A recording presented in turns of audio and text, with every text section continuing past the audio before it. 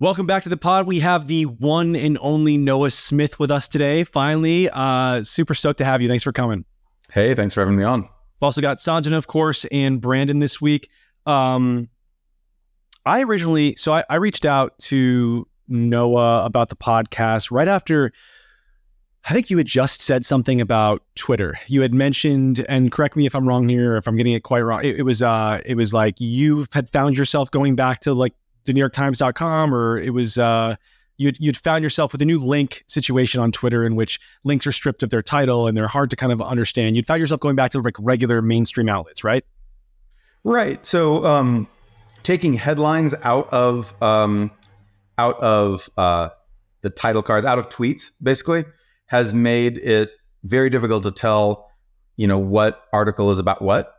Because you can't, people can describe the contents of the article in the tweet, but you don't know that that's what they're describing. So if someone says it could be their own commentary and you don't know that that's necessarily what the article is about. So I don't click on any of the external links. And in fact, I've heard it said that Elon made the change so that he could discourage people from clicking on external links, because the idea is that eventually X Twitter will replace the news instead of simply integrating with the media ecosystem. I think that was his idea. Yep. I think that's definitely his idea. And Brandon's going to go off on that in a minute as well. I have had a similar, I think, experience leading up to the weekend. My sense was like, obviously it's a war with links. I don't think it's helpful. I'd found myself going back to the New York Times more often because of it. And it seemed like Twitter had lost a lot of its edge as a like go-to place for the news. It was no longer the only place I had to go. I think a lot of people for a long time have been lying about the fact that they only get their news on Twitter. And that is they've been lying and they actually were getting it somewhere else? No. I think they were actually getting it all on Twitter, which seems kind of like... I was. I was too, and I didn't want to maybe even admit that, but that now I'm realizing, that was really the truth, because I'm noticing now, I'm going to NewYorkTimes.com, which I haven't done for a long, long time, other than to fact check myself on something or whatever. But I will say that my opinion changed somewhat this weekend. So I was really seeing sort of a decline in Twitter generally as a place where I would go and have to go for the news. But now, in the middle of a serious event, you have the Israel Palestine situation. I don't think I would have known what was going on without Twitter. I don't know. Is that like maybe where are you on that? Have you changed your perspective at all, or? Well, no, actually, I think that what I found on Twitter was almost entirely just commentary. So I could go on Twitter to find out all the sort of horrible things that, DSA people were saying in response to the, Hamas attacks, supporting Hamas attacks. And I could go there just to see the, the comment wars. Twitter continues to be the comment section of the world, where people just fight flame. But I didn't, if I wanted to learn the actual events, I didn't go to Twitter. In fact, it was not very good at that. So I went to the Washington Post. I don't subscribe to New York Times. I do subscribe to Washington Post. And so I started going there, and also some other outlets, I would check, but mainly Washington Post for updates, sort of live updates about what's going on in that, the actual facts of what's happening. And then in terms of the commentary, in terms of what people are shouting about it, there you can go to Twitter. That's what I found. That's wild to me. I had a totally different experience. New York Times front page, it's a blasted out building in Gaza. This is Saturday morning. Blasted out building in Gaza. You have a death toll, Hamas and Israel at war. There was some kind of a terror attack, but like Twitter, the first thing I saw was the body of a German girl on a truck. And it was two terrorists sort of laughing. A kid spits on her. That drags me into the actual carnage feed, which was disorienting and toxic. And like, that's a whole other kind of conversation of, do I want that in my head? Do I need that in my head? Is it important or something? But certainly like the scale of the attack itself. And I did check the Washington Post. I checked Fox, CNN, like nothing gave me a more accurate sense of like the sheer scale of carnage than Twitter. And I actually think that conversation is what pulled the New York Times to a more Twitter-like reporting by Tuesday evening, like several days later. Maybe so. I think We have a lot of we think about the New York Times a lot as a specific entity. I would say that the news outlets that I saw seemed to get the facts pretty straight as soon as they came out. In fact, the Twitter people were pulling their facts from the news with a lag.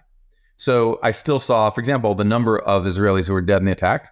I saw everyone was saying 260 Israelis dead. I saw the number go up to 600 and then 900 on news sites before I saw it on Twitter. And people on Twitter were still just repeating 260. And it was not a large lag, and it's not it's not that big a deal, I guess, in the overall sense. But I felt like facts were coming from the news sites, and then commentary was coming from Twitter. Now, of course, videos and images are an exception to that, right? Because you don't, So I got some of these videos from British tabloids or something like that, searching on Google News. Twitter, actually, when I searched on Twitter to see the photos of horrible stuff, which I believe we should always make ourselves look at the photos of the horrible stuff, so it's not just abstract to us, and we don't just have sort of this detached bloodthirst of saying I support this many people on paper dying for this abstract reason.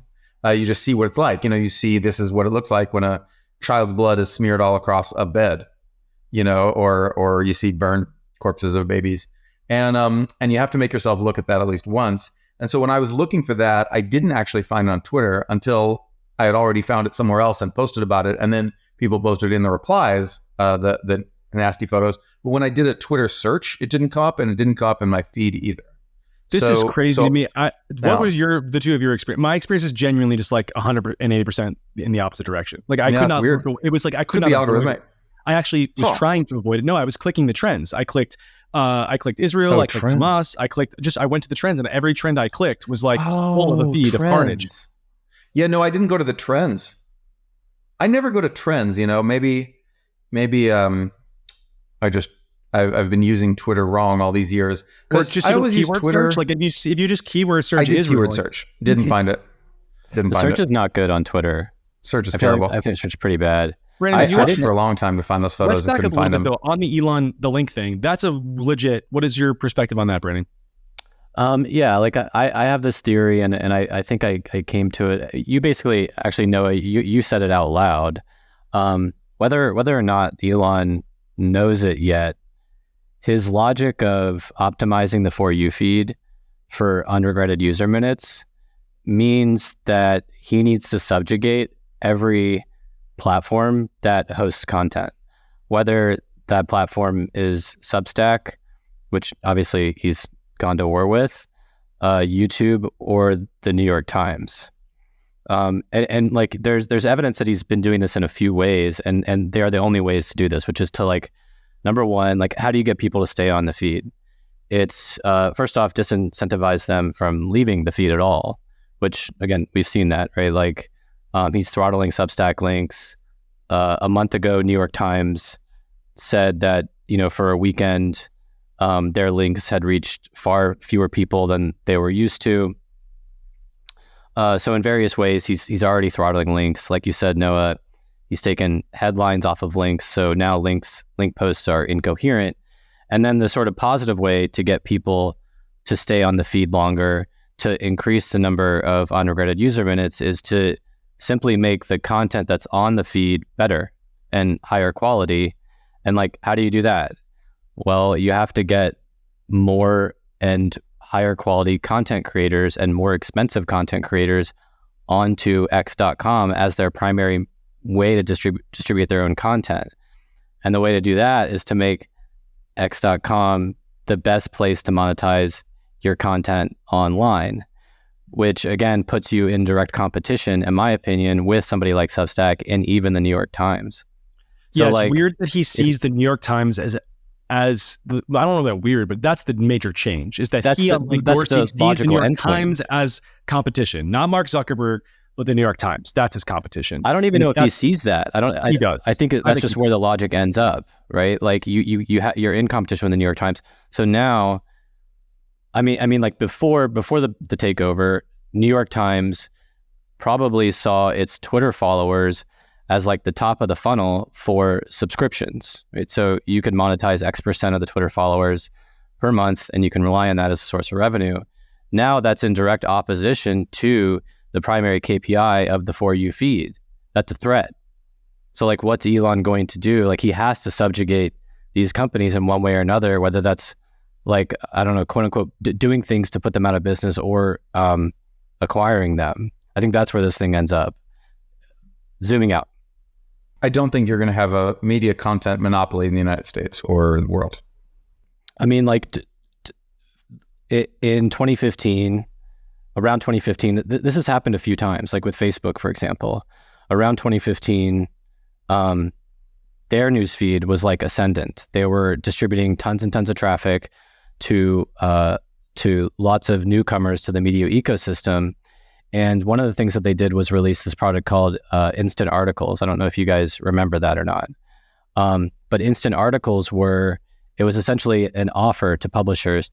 What it was like, we'll give you a rev share of the advertising associated with the with your instant article if you post your article on Facebook directly.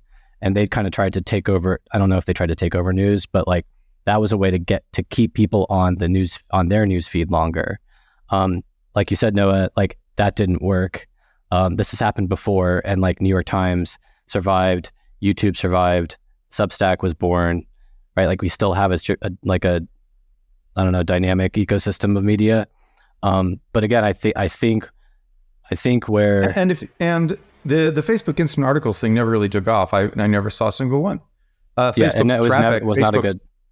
The dominance that you're referring to was entirely external links. That's right. Yeah. And so Twitter's dominance of media, Facebook got out of that game mostly. And Twitter's dominance of media was always through external links. It was through interface, being a platform for content creators through external links rather than the place where the content was created itself. Except, obviously just comments. It was the comment section of the internet. I think you could basically think of it as publications outsourcing their comment section to one giant communal comment section. But it never, so we've never seen a platform like that try to just basically be the one newspaper, the one Uber newspaper. Well, because don't they have to avoid, they're also trying to stay on the right side of 230. So the more you become like an actual newspaper, the more in danger you are of becoming culpable for everything that is written on your platform. And I keep wondering, like, at what point does that actually come more into play for Elon? I mean, he's becoming more and more of just like a straight up publisher. I used to criticize Twitter a lot for being the de facto publisher. I would think about their trends, actually. They would have full on remember those stories? They would do like these kind of like aggregated stories. And that to me, I'm like, that's curation, that's publication. You have definitely a team writing this stuff. That I don't know how 230 doesn't come into play at this point. That was my friend Vijay Pandurangan who invented that. Okay.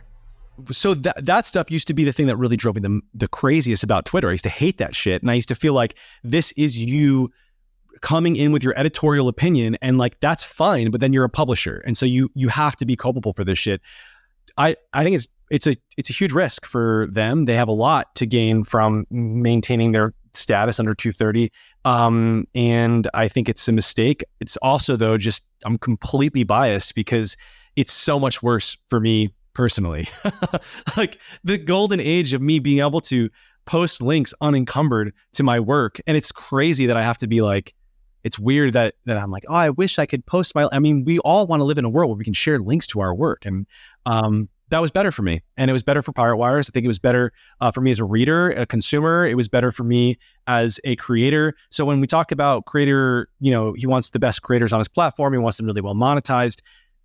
This new product is not that for me. I don't want, I'm never going to be able to make as much on Twitter subscriptions as I am on Substack for Pirate Wires, or even just my own, email newsletter service or whatever. So I don't like it. I do think it's good for the world. Like I think that it felt to me extremely different than when I saw anywhere else. And I do think the Overton window has broadened quite a bit. I'm wondering, I don't understand what the Europeans are talking about and what they want right now. I don't know why they were mad about what they saw on Twitter. I wish they would say it. I wish that we could see what the EU regulators are pissed about. Do you have any sense, Noah? No. Yeah, I what did they say? No, that X posted illegal content. Like I think it was literally like you posted illegal content, like content that's illegal in the EU. Weren't those the words? I don't know. They should say it. I would like to know what specifically they did not want there. Yeah, don't know. But on that, like, I mean, we should talk about, this weekend a little bit. I try not to, and I'm not going to hear, maybe like a little disclaimer. I am not going to solve Middle Eastern politics. And that's not my interest. That is not my goal here. I tend to follow this stuff as an American, and I tend to be interested in the so for this week, I wrote a piece called Moral Inversion for Pirate Wires. And the anchor of it was the reaction that I saw to the sort of, the worst stuff I've ever seen in my life, I would say. Like, genuinely, I've never seen anything as bad as I saw in Israel. Maybe that is because I haven't had access to it. I don't know what other fucked up things have happened that I just missed because they weren't allowed or they were traded away. I don't know, but this was really unfathomable to me. And I was it was hard. And I saw talking a lot about this. So I think that we're kind of probably roughly on the same page here. It was really hard to watch the reaction to this stuff. It kind of seems to have bubbled up mostly from college campuses. And you see a lot of professors saying, the professor is going viral now from Yale for her sort of "they weren't civilians" tweet. That was one. I saw a handful of professors saying that this was legitimate. One was a Hawaiian studies major who was like, our Hawaiian studies professor. She was like, this is what we need to be doing here in Hawaii. And I was like, oh God, like, this is crazy. Sanjana, before we get into like Noah's take on this, and there was a lot, what was the lay of the land at the college campuses right now?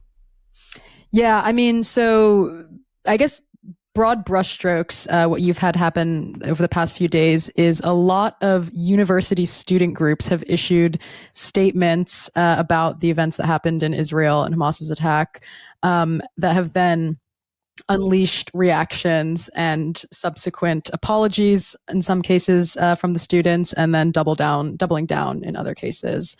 So for example, a very well-known incident at this point happened when NYU Law's Student Bar Association, their president issued a statement where they said, because I believe this person identifies as non-binary, "Hi, y'all. This week I want to express first and foremost my unwavering and absolute solidarity with Palestinians and their resistance against oppression toward liberation and self-determination. Israel bears full responsibility for this tremendous loss of life."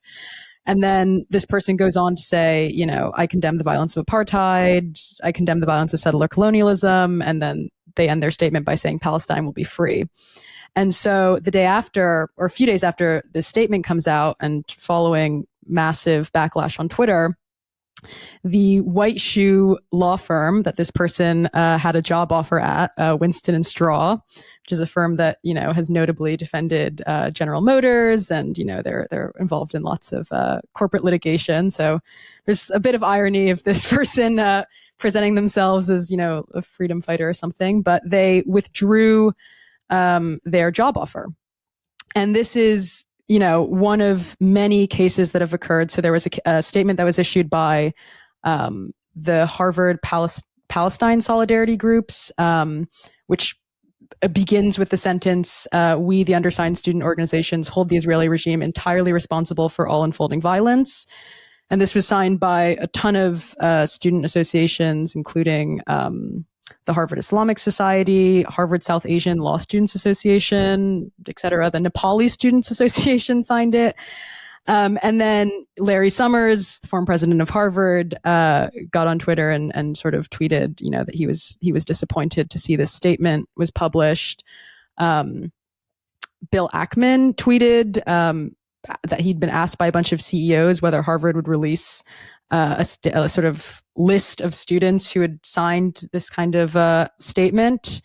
And Max Meyer, I believe, and some other people actually ended up putting together they published what they called a terror list, where they basically listed students who had signed on to these statements, which all, use the same boilerplate kind of phrases, like Israel bears full responsibility for this attack, glory to our martyrs from river to sea, to quote the Berkeley statement.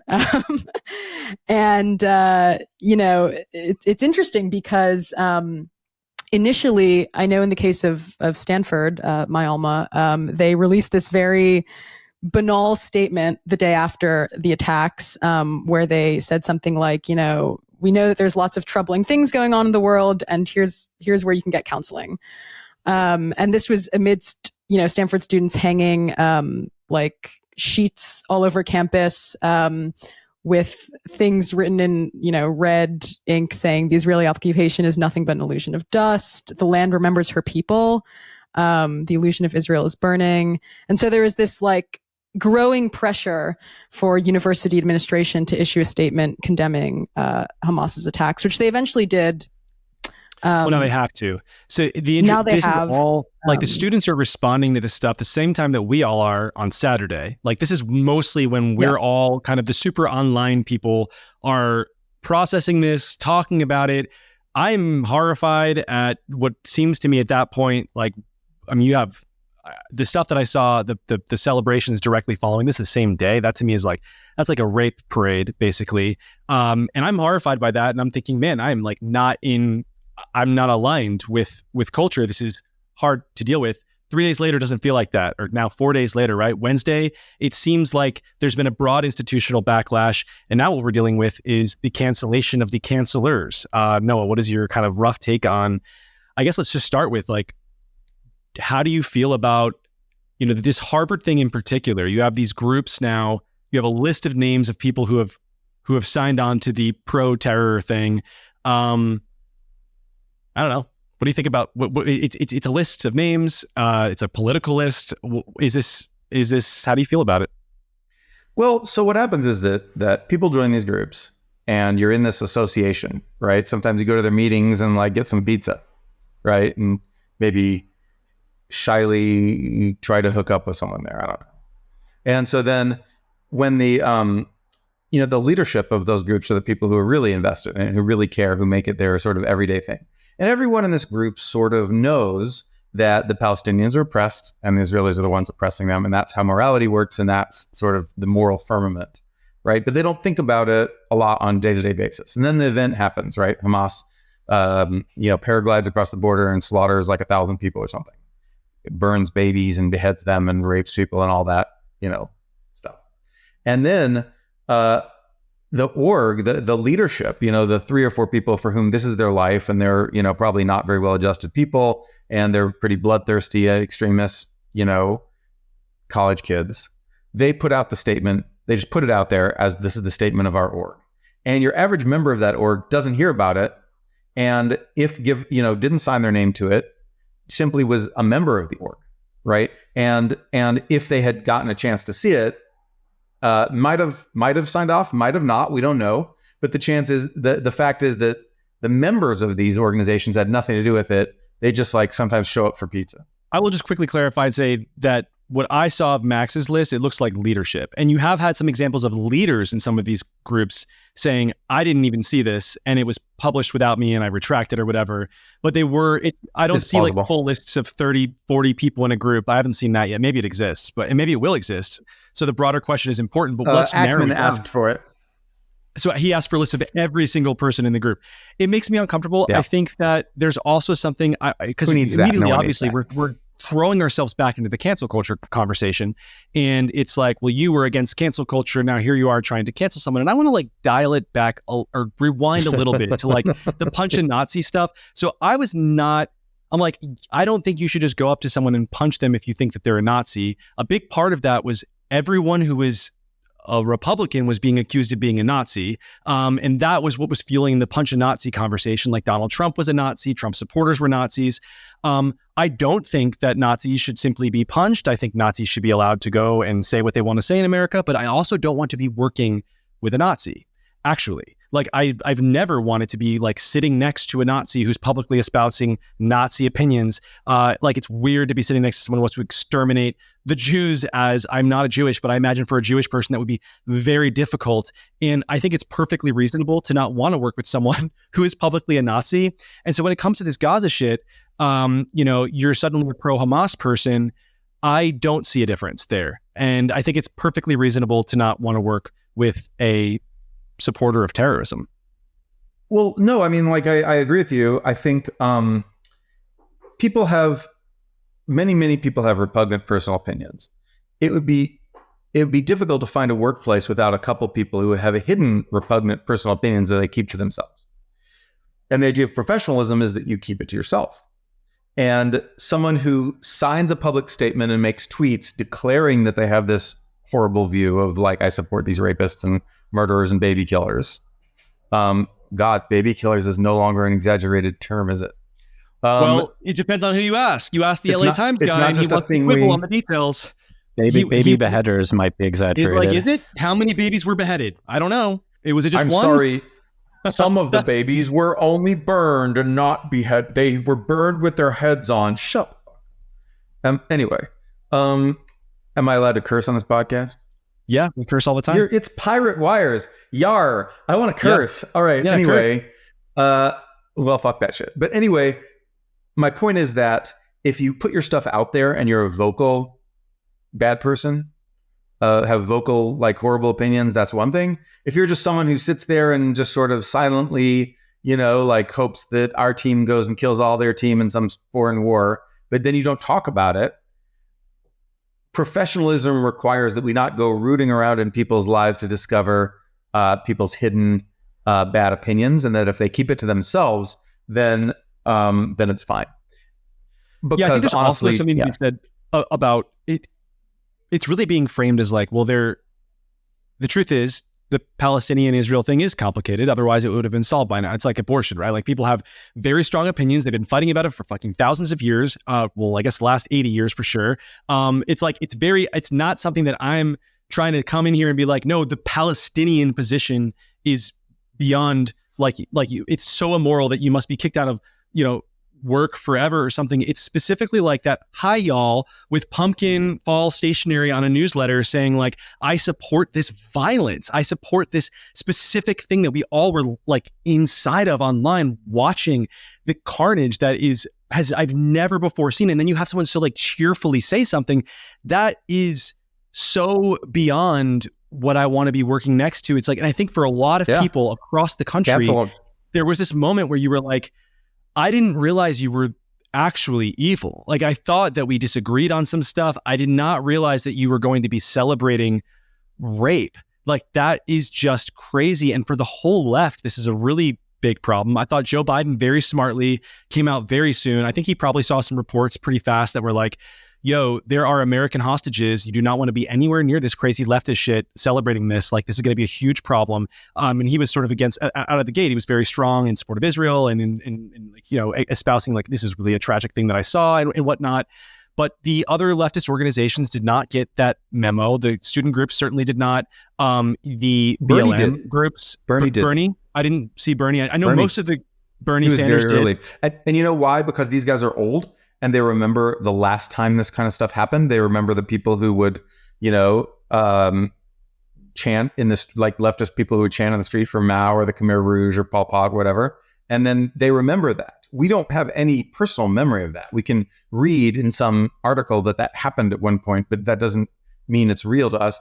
They remember the last time that you had a sort of a situation of geopolitical chaos, increasing atrocities, where America was sort of divided, and a bunch of Americans just unironically, unapologetically supported some of that horrible stuff, primarily because they were coddled Western middle-class kids who just, like to watch some conflict on TV, and, but also just because Western leftism and Western rightism as well, are extreme ideologies, and people have these ideologies. Bernie and Biden remembered those things. And so they knew, they could sense which way the moral wind would blow. They could skate to where the puck was going to be because they knew where the puck was going to be. And I think a lot of the rest of us haven't lived through it. That is interesting. I think that's probably right. I think that it's, if you go back though to those moments, I want to give the college campus students who were supporting like Mao a little bit of a support here, because they didn't have the violence in a live feed. That you learn that history. That's like you learn, like, the stories come out slowly over time, and you have to readjust. There was not this like constant live feed from the moment it starts of the actual carnage. Maybe I'm being too nice to the Marxists of the 60s, and they would have celebrated the carnage had they seen the live feed. But there's really something. Definitely being too nice. Yeah, I probably am. I mean, I hate Marxists. I feel like I hate them more than you do, so I should be less nice. What about what do you make of the impact of this on the left right now? I think that I've always made a distinction between progressives and leftists. To me, and that was not a distinction simply along a spectrum of like the leftists or the more extreme people on this line. There seemed to me, I had a sort of a clustering algorithm in my head where these people, cared about like, prison and police and welfare and things like that. And those were the progressives. And these other people had a collection of issues like, they did care about some domestic issues. They wanted student debt cancellation and whatnot. But then they cared a lot about a lot of foreign stuff. Palestine is obviously their number one issue by far. But they were also, pretty supportive of anything that was anti-American, basically. And my clustering algorithm separated those into two clusters because those are the two distinct clusters of people I knew in college.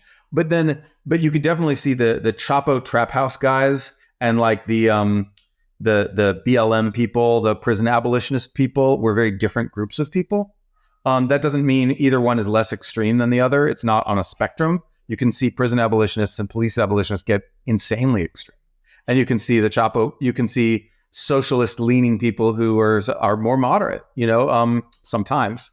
But this whole, the cluster of the socialists, the people who sort of identified with this global leftism, who cheered for Hugo Chavez, were not simply, prison reform people, but more extreme. They cared about a different cluster of issues. They cared about foreign policy a lot more. And it's that ideological cluster that I called leftists that I was like, no, these are not progressive. They may call themselves progressives for a hot minute, opportunistically, but then they'll call themselves socialists tomorrow and Marxists the next day and whatever. They'll call themselves whatever. They're just a faction of people who just thinks all day about power. Ultimately, we call them tankies. And I think what we're now starting to realize is that there's a lot more tankies in America than we realized.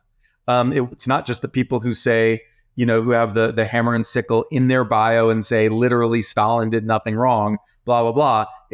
People talk about it as if it's that tiny thing. We're now realizing that tankies, that the Chapo trap house people are actually just tankies, and that a lot of the DSA people are actually just tankies. And tanky is this insult that British socialists actually made up to insult British communists for supporting Stalin invading Hungary and Czechoslovakia with tanks. Czechoslovakia was not Stalin, but the Soviet Union invading Eastern European countries with tanks. When they tried to do sort of moderate socialism stuff, the Soviet Union attacked them with tanks. And so that's why tankies, that's where that word comes from. I think we're now starting to realize that, the existentialist comics Twitter account or Brianna Joy Gray, or a lot of these people, these are all tankies. And so, and they're bad. That seems like at this point, these are people who would have been extreme in a different time. Now, they are extreme, and yet they occupy different levers or different institutionally important spaces. Like they're kind of mixed in. You have these people everywhere. They have been allowed into polite society, and they have dominated there to a certain extent. It looked a little bit, when I saw all of the institutional messages coming out, mostly yesterday was when all of the revision was happening, and people were like, whoa, wait a minute, like we're retracting things and we're like rewriting things. That felt like a civil war to me on the institutional left, I would say.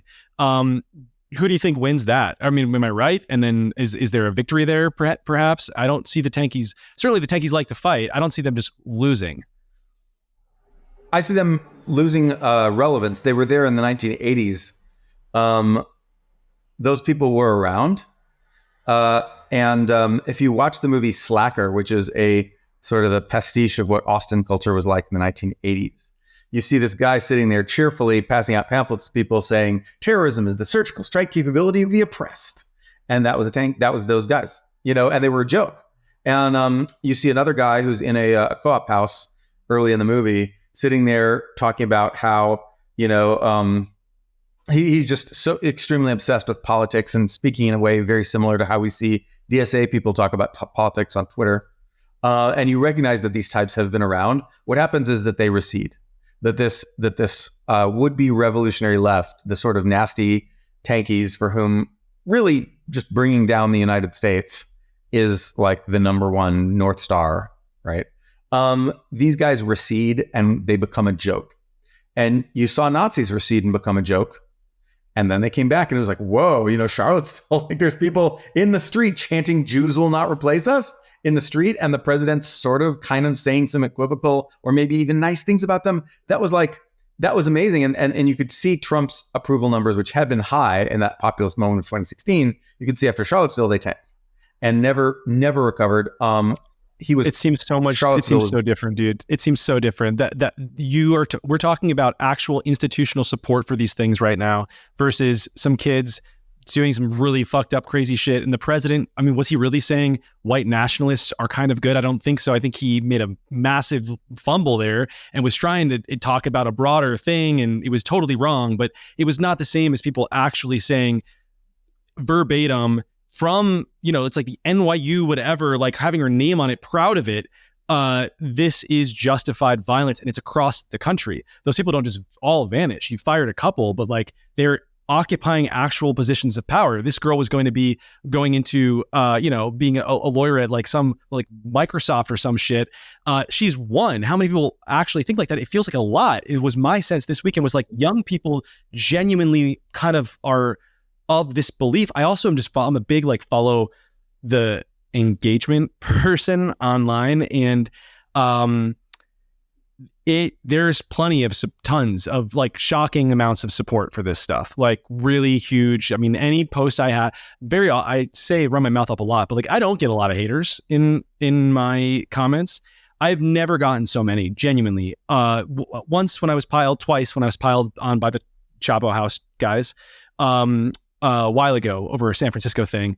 And then this week when I was saying like just simple things like, this is horrible. Like, oh my God, like I can't believe what I'm seeing or whatever, like inundated with comments. There's a lot of support for this stuff. I don't really see how it just goes away. Now I have a question for you. Like, what % of Twitter users, I'm going to just keep calling it Twitter because calling it X sounds silly. I can't help it. Yeah, let's call it Twitter now. Sorry, Elon. What % of Twitter users do you think are in the United States of America? That's a good question. Yeah, you're right. So I think probably not a majority. Not even close. And, I would say like 10, maybe 10%. 20%? But what about like the people who are actually making content? Most of the content producers I see are... So first of all, start out with the fact that, English is the global language.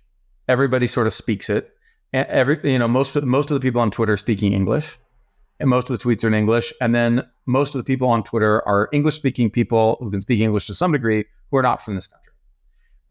Then after that, ask this. How many people are actually, like the engagement you're getting represents how many actual people? So if you see some of the most horrible tweets that I saw, some, in favor of Hamas got 20,000 likes. Now 20,000 is a lot of people. Like that's a lot of people, but for the edgy prostitute, Mia Khalifa. The 45,000, that is a lot of people, right? But it wouldn't fill up Michigan Stadium. It wouldn't, that's in the grand scheme of global things, that's a tiny drop in the bucket. So I've always believed that Twitter's, not the Twitter algorithm in terms of what you see, but the Twitter setup in terms of the way it concentrates responses on certain things, it produces the illusion of vast quantities of people. It produces the illusion of consensus, the illusion of mass opinion where none actually exists. It is an illusion. And I think that, I would get piled on by the DSA people like all the time, with just a couple hundred people yelling like, you're a fucking idiot, and sending just the same dumb memes. And they never have an argument. They just say, you're an idiot, but then there it is. And my job is sort of to get called stupid by stupid people all day, and I've reconciled myself with that. But then, but it's only a few hundred people, and like even at this massive moment when like the whole world is watching, and Twitter has how many, like what, over 100 million users, and then like millions of regular users, right? And then you have but it was enough. That's enough. You're manufacturing consent. I understand that it's a minority of people, but they are able to use these tools to change behavior among the broad populace. I would say there's a general sense that this was complicated, and you see that that's the reason that the universities were so tentative in their commentary on this in the beginning. They didn't want to offend anybody, and so they do have. You're right. I think you're right that it is a minority of people, and I think that they are able to exert a lot of influence on institutions, and I hope this is the moment that changes. The BLM thing I thought was really crazy from Chicago. So you had the BLM Chicago put up a heroic image of a parachuter. Parachuters famously went into the festival and massacred 260 people. It looked like there were some pretty brutal rapes there. We've had accounts of that now. Kidnappings, obviously, famously the girl screaming on the back of a truck being dragged into Gaza. And you have BLM celebrating that. There was a Jessie Chenet, a founder of a company in tech. She tweeted, I received immense pressure in 2020 to not only support this privately. It was insisted that I publicly support BLM, the organization, and now I'm watching this, and the mask is finally off. I think a lot of people are having that experience with these organizations. Or I hope that it's a moment. The truth about BLM organizations is that they were discredited a long time ago, even among people who marched in BLM protests. So BLM protests were very widespread. I mean, the Floyd protests were, by some measures, the largest protest in modern American history. I mean, that was partly just because people needed something to do during the lockdown, but partly because there was a mass outpouring. It was nationwide. The BLM orgs are actually very small orgs that just take that name because no one else has the right to tell them not to use it. And they are consistent grifters and embezzlers. And most of the people who march in the marches will have negative things to say about those organizations. What are the people who rioted? I wonder what their perspective is. Well, so the people who decide, I am BLM, we are just going to declare, we're 5 people who are going to declare that we are BLM Chicago, like those are just the DSA guys looking for more attention and using this popular brand, because there's no copyright, there's no intellectual property here. They can just use that brand, and then everyone thinks that is BLM. And whenever there's like a anti-police brutality march by, the chants Black Lives Matter, people think that march is somehow being organized by that org that just took the name, but it's not. And like most people think those people are grifters. Now, that being said, among the general like lefty youth movement, there's way, way, way, way too much acceptance of the sort of tanky perspective and the pro-Hamas perspective, and that it is way too common. But I think that what we're seeing is a separation where I've been using the words progressive and leftist to mean different things for years now, and sometimes people even don't realize I'm using those differently and get mad. I do. Liberal and leftist. I don't use progressive. I think it's like just not fair. You don't deserve the word. But leftist and liberal, I used differently. Yeah, and the people themselves will define these terms fairly plastically. There was this funny moment after Super Tuesday 2020 when Bernie lost that primary, when all of the current affairs and the Chapo guys and the Sanders campaign, they stopped using the word socialist and started using the word progressive the day after Bernie lost. And it was amazing. Just the shift. They just all switched. They were like, okay, we're progressives now, because now they were falling back. At first they thought like, we're socialists, we're going to overthrow the progressives who were just weak and wimpy and were socialists. Then when they realized that that the Democratic primary voters weren't going to go for that at all, they pivoted extremely quickly, saying, actually, we're progressives. We're just like you. We're just the most progressive candidate, and no one went for it. Your use of that word is confusing to me, not just on the fact that I think the word progressive means something that I consider myself, but like it just is not how it's used in San Francisco. In San Francisco, progressive is used for leftists. It is distinguished from moderate liberals. Yes. And so progressive to me is leftist. I don't see a distinction there at all. Right. I don't use the word progressive, but like that is what they all call themselves. That's right. There's nothing, so I can't really do anything about that. I'm trying to use words, and I can make up my own terms, and then I have to be one of those guys who, makes up his own terms and then tries to get everyone else to use them and say, well, actually, it's this. This is what you are. I've made up this word, and you have to apply it to yourself. And Excellent. I can be that guy, but instead I just sort of like aim at the target. Brandon was going to ask a question a while back, and I think it's interesting. We're talking about BLM. The silence is violence thing. This is a huge thing that was said in 2020. I never believed in it then. I still don't believe it now. But Brandon, you want to frame the question? Then let's have the conversation about that. Yeah, the question is simply, is saying the silence is violence is that cancel culture? Can the right turn around and say silence is violence? Because I don't even right. Like even if it's just the Democrats or whoever right now who's saying like you have to like is the concept of like you being quiet as an institution, as an individual in a place of power, is that valid at a moment like this? Either Ackman or Summers said that almost verbatim. Summers was referring one of those people did a silence is violence. Summers wanted Harvard to say something in response. Yeah, and that felt very ironic to me when I read that. Oh, I was just going to say, I mean, I think that we're kind of at the end of the life cycle of silence is violence to some extent, and that the kind of counter cancellation of the people who issued, the student groups who issued these statements, to me shows that, because there's now this sort of like the Stanford president who eventually issued, the interim president who eventually issued this statement condemning the Hamas attacks in Israel, had this addendum at the end of his statement where he said, it's been in vogue in recent years for universities to issue statements on all kinds of geopolitical issues and to, constantly, provide their take. I think that going forward, universities should do less of this because really, maybe this isn't in their purview. And I do think that there's this kind of like the way that the student groups have been punished for issuing these knee-jerk boilerplate statements, which, by the way, I think in a lot of cases, I'm not sure that actually indicates like very well thought through political belief, to the extent that like all of these statements are kind of copy and pasted from each other. And they all use the same sort of slogans that we've become accustomed now to hearing, like, from the river to the sea, that kind of thing.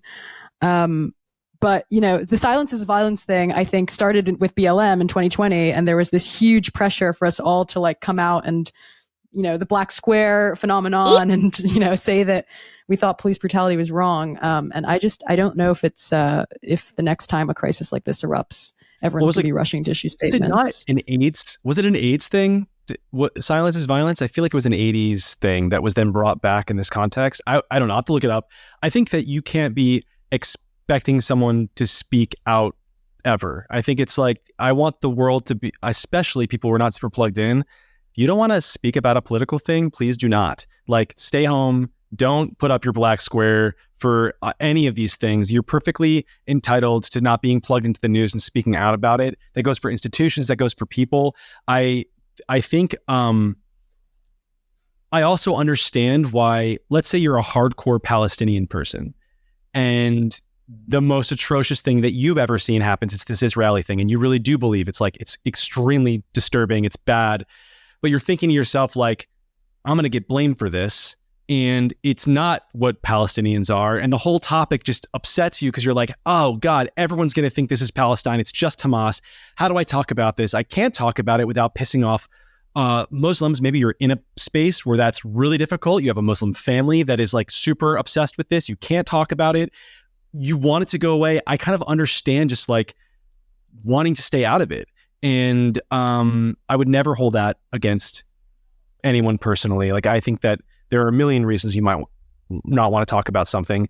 And it doesn't necessarily mean that it's because you're pro-violence. It's when people aren't silent and they come out and say, hey, I'm pro-violence. That's when I'm like, okay, well, we have to talk about this. Yeah. What are the chances that two things that were actually the same would rhyme in English?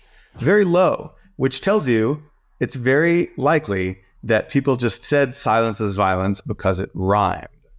I'm also just remembering, I'm remembering that I'm pretty sure silence is violence is on those lawn signs where it says, in this house we believe in science, like all humans are legal. And then like the last thing is silence is violence. I think. We might just be creating this in our minds. I feel like it's on those signs. Let me look up in this house we believe. I see kindness is everything as the standard kindness one. Kindness is violence. The original one said, in this house we believe Black Lives Matter, women's rights are human rights, no human is illegal, science is real, love is love, kindness is everything. Oh, no silence. Yeah. Silence is not violence. No, but probably somebody has that. Silence is violence was everywhere. I just remember being in college at the time, and it was like you could not post anything on social media that did not have to do with, I used to live in Silver Lake in Los Angeles, and there was multiple bed sheets like hanging off of rich people's houses in the hills with spray painted like white silence is violence.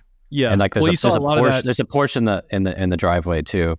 You also see all the storefronts putting it up because they don't want their windows shattered. And it's like that one I kind of understand. That's like the Star of David on the Egyptian, the Jew. Yeah, lamb's blood. That's what I meant. Yeah. It's lamb's blood. So your son isn't killed by the plague of God. So it's a don't loot me sign. But anyway, but the point is this: it is perfectly legitimate to criticize people for tacitly accepting and not speaking up about ongoing atrocities in their society. In the abstract, that's a legitimate thing to do, right? If you are a everyone citizen, should be expected. Who should be expected? Everyone has to say, "I saw this thing." And no. I'm not saying that I'm saying that you can. It is an arguable thing. There are situations in which I think there are sins of omission, and not just sins of commission, in which bystanders actually do something bad by doing nothing. I think those situations exist.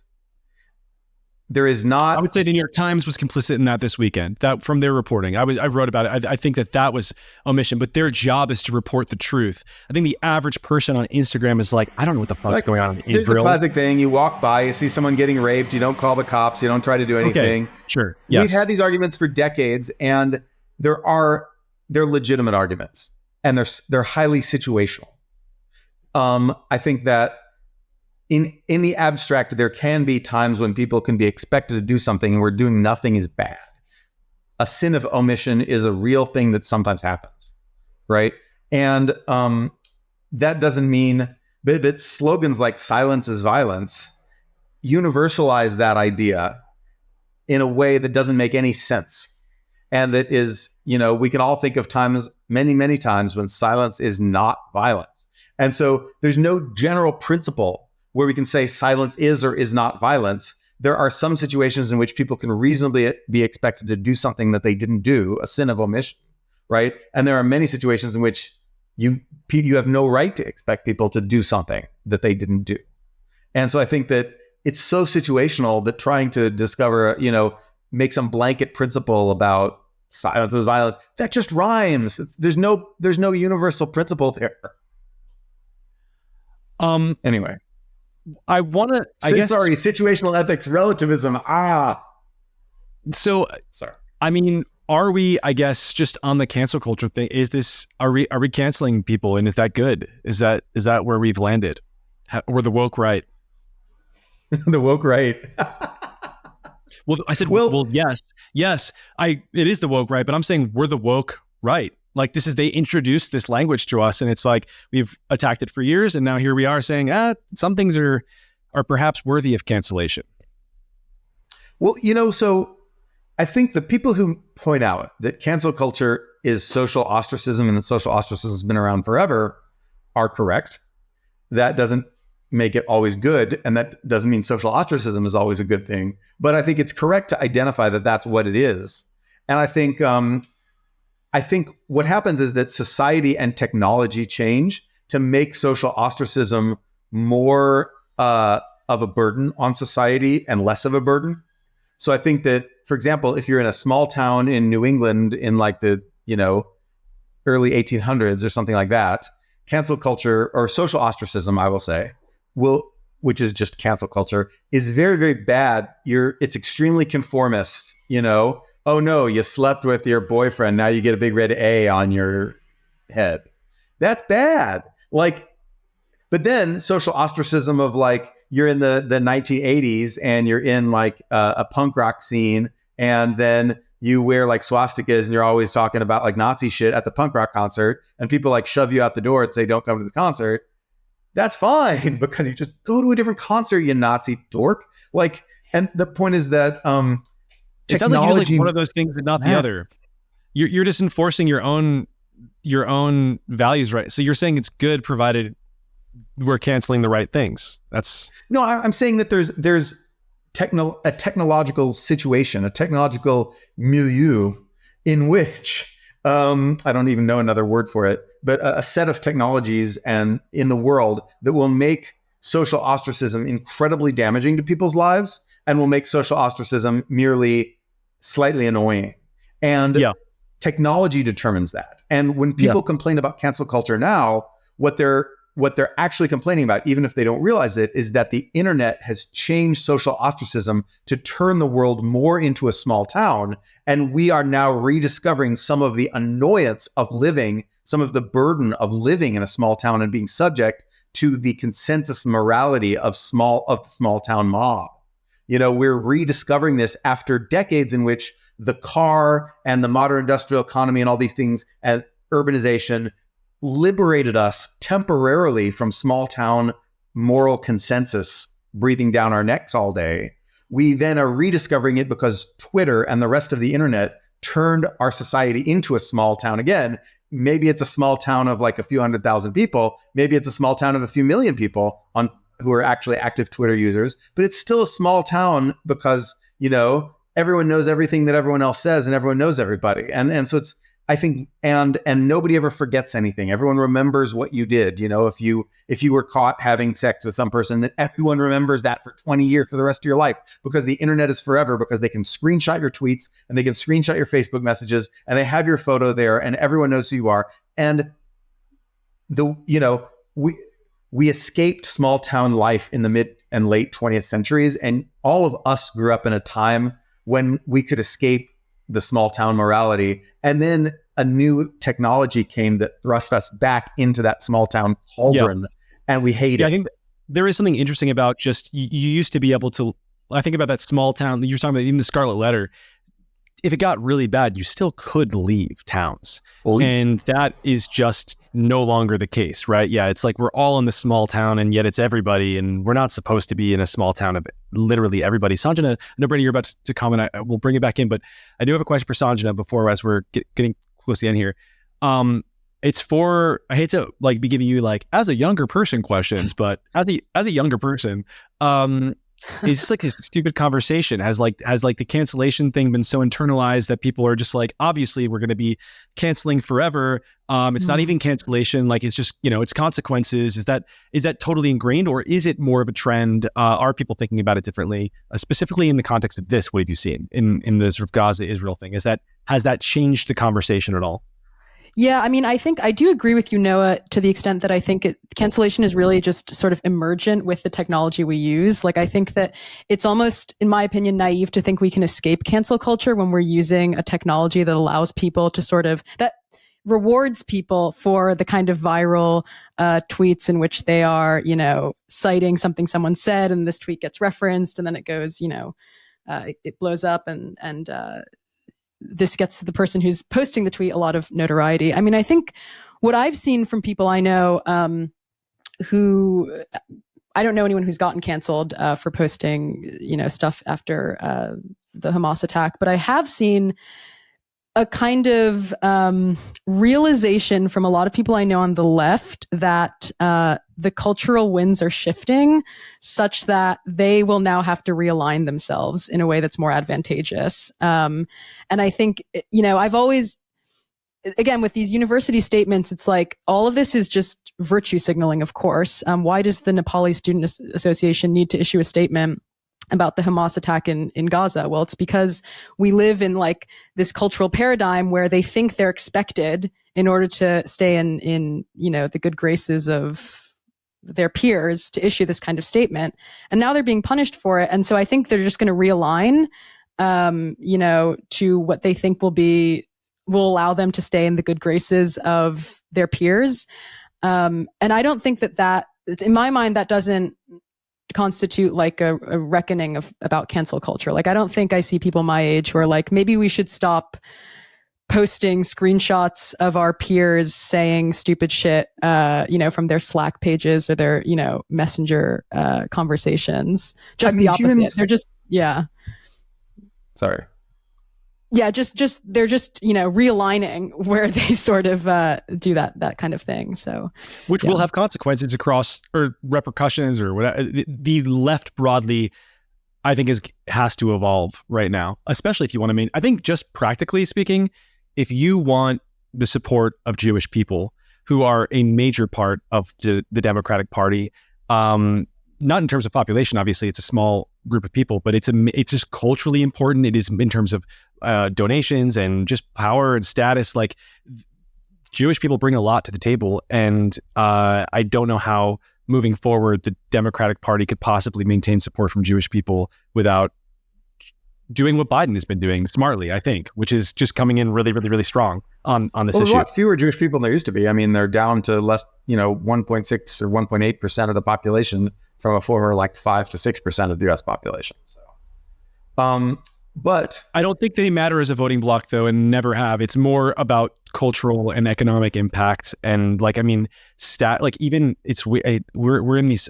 I was occurred to me the other day. I've always been aware of how few Jewish people there were. I'm from Jersey. I was surrounded by Jewish people, and this has come up always my whole life. Then I went to Boston, went to BU.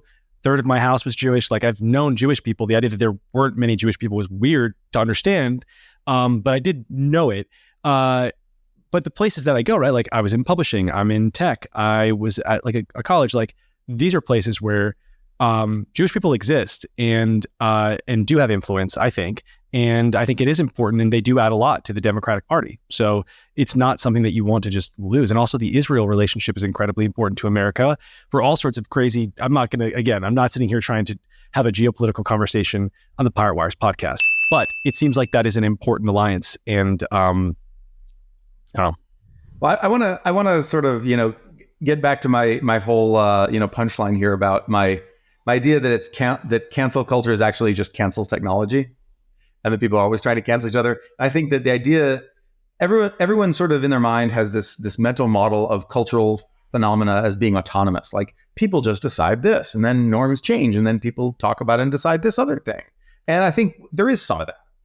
There's not zero of that in the world, but I think we consistently underrate the impact of technology.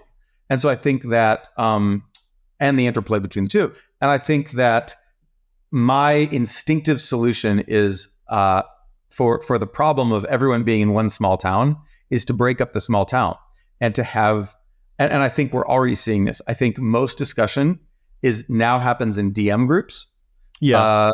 Be it that on Facebook or chat, WhatsApp, Signal, Telegram, whatever, DM groups, even Twitter DM groups, or Slack or Discord or things like that, or small groups.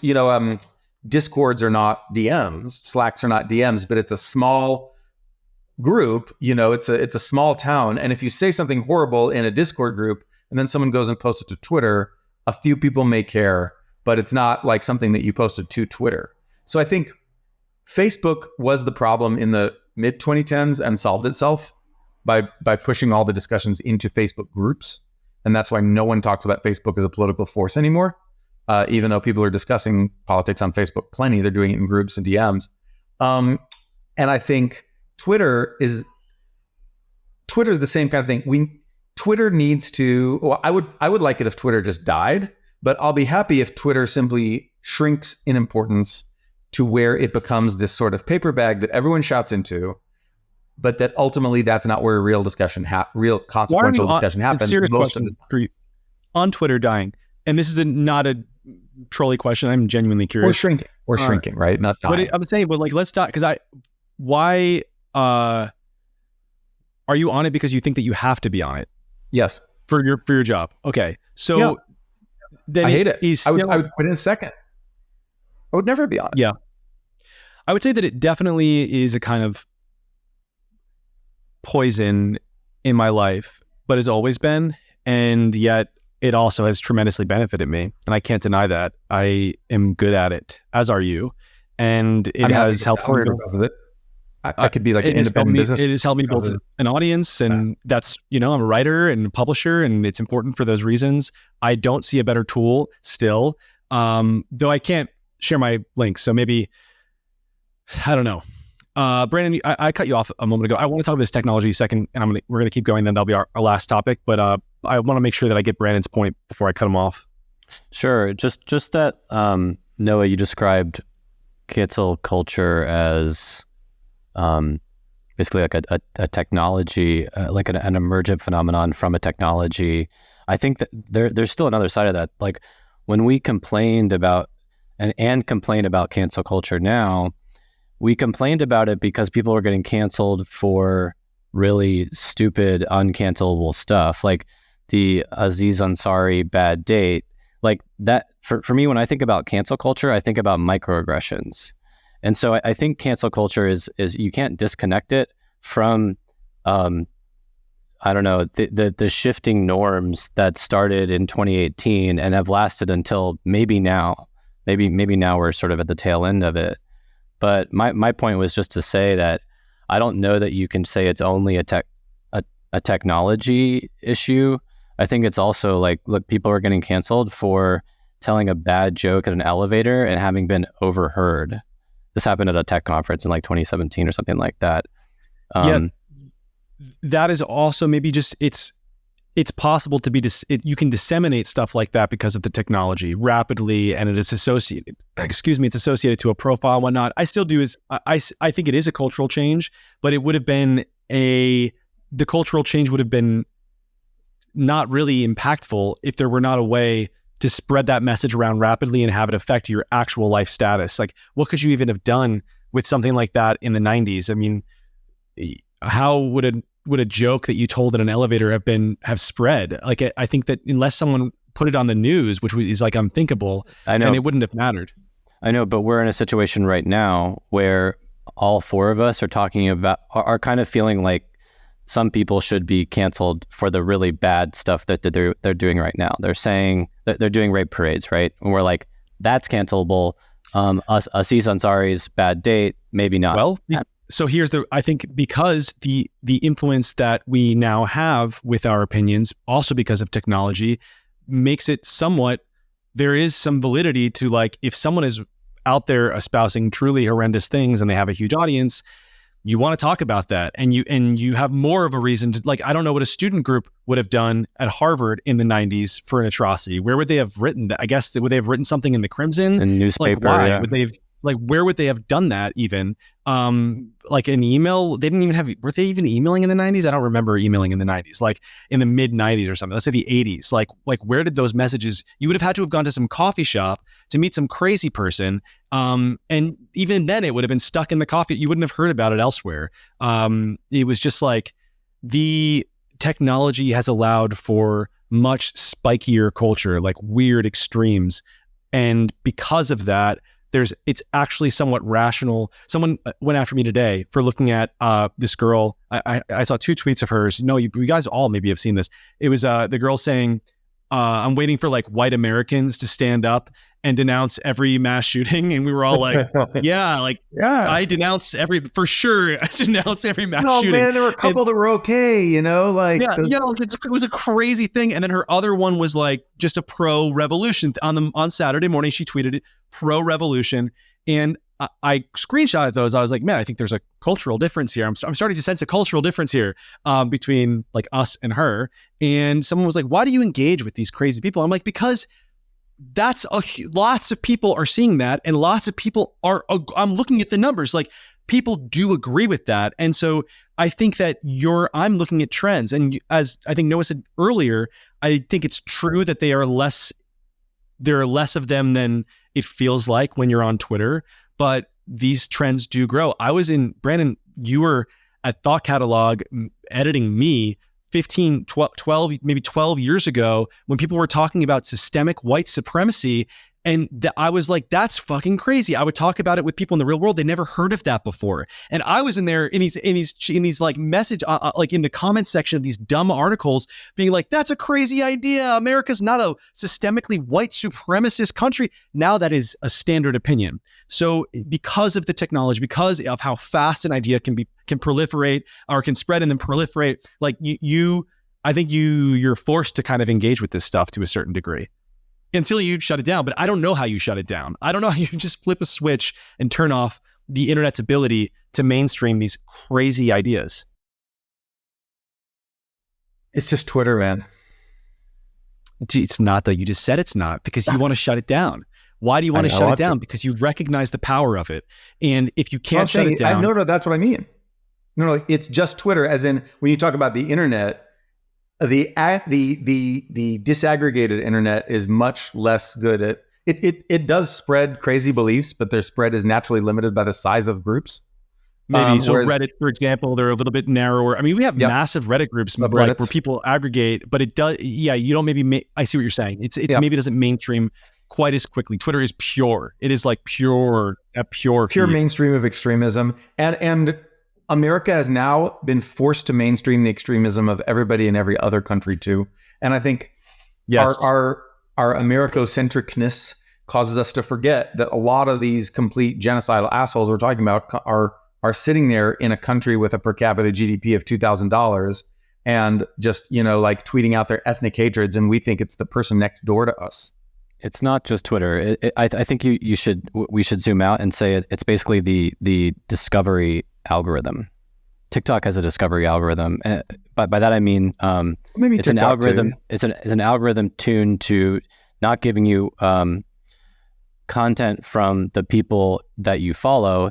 It's an algorithm that optimizes keeping you on the platform that you're looking at, and so you're just getting the thing that's going to spike your cortisol or dopamine levels as much as possible. And any algorithm that does that, that's the Facebook newsfeed algorithm, that's TikTok, and that's Twitter right now, I think. It's always going to promote. It's going to promote this like this small town, I don't know, thing that you described, Noah. Just categorically, it's not just Twitter. I don't think it's this type of algorithm. We're going to have a lot more to talk about because all these, you have bipartisan consensus right now, and you have for quite a while to do something about the algorithms. I think that there's no way something is not. Maybe I'm wrong. Maybe it's just because the Democrats want something totally different than the Republicans want. They all want something done. I was talking to someone in government the other day, and they were like, obviously the Republicans want less of, they want social media companies to have less power over what can and cannot be removed. That has been diminished somewhat under the age of Elon because he just is so important right now to so many Republicans. But the Democrats just want much, much more. And so maybe just by that reason, nothing happens. Maybe we are just like stuck in this, like legislatively, nothing will happen. It doesn't seem like any other companies like this can emerge. The platforms are so mature. TikTok took me by surprise, but, I mean, that was a new medium. We would need a new medium to accompany one of these platforms to grow again. I don't know. Noah, last thoughts before we wrap it up. I think that, the world adapts to new technologies, and if you sat there in the mid 1800s and you looked at the impact of the printing press and of pamphlets that people would just pass out saying like kill all those people and blah blah blah, you would say that the printing press had been an unmitigated disaster for social stability, and we had thousands of years of agricultural stability under kings, and then along come these crazy revolutionaries and started beheading people and and doing all these horrible things because of the printing press. And then by by the 2000s, the printing press, like newspapers, then the paper boy throwing the city newspaper onto your front lawn is regarded as the safe thing, that now is being challenged by these scary new online media things. I think humanity adapts to technologies, and sometimes our adaptations are social, and sometimes our adaptations are legal and political, and sometimes our adaptations are technological in nature. But I think that we do adapt, and it's just this question of how fast do we adapt. And overall, I see us adapting to new challenges faster than we did in the 1800s and early 1900s.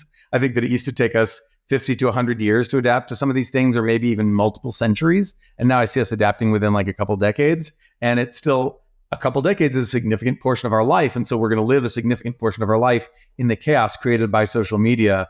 But I believe that we will adapt, and that the fragmentation of discussion we're seeing is already a sign of adaptation, and that Twitter is not going to succeed in aggregating all discussion on into one platform, that instead the tendency is toward fragmentation, and that's good.